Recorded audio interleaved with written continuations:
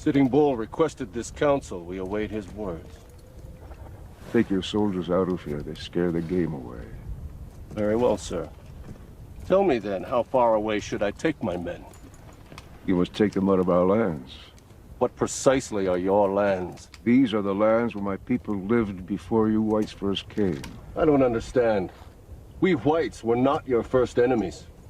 Why don't you demand back the land in Minnesota where the Chippewa and others forced you from years before? The Black Hills are sacred land given to my people by Wakantonka. Not very convenient to cloak your claims in spiritualism. And what would you say to the Mormons and others who believe that their God has given to them Indian lands in the West? I would say they should listen to Wakantonka.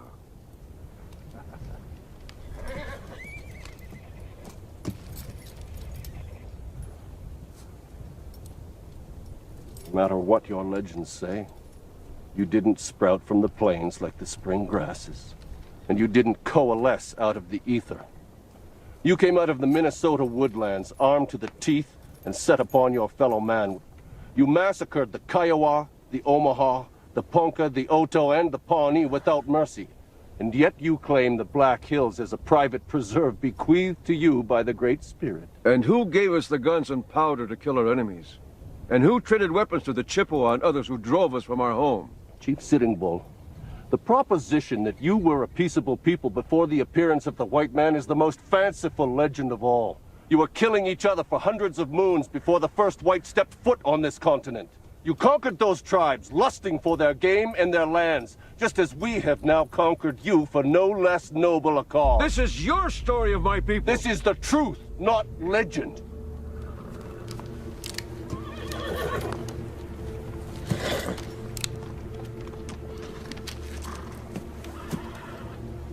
Crazy Horse has surrendered with his entire band.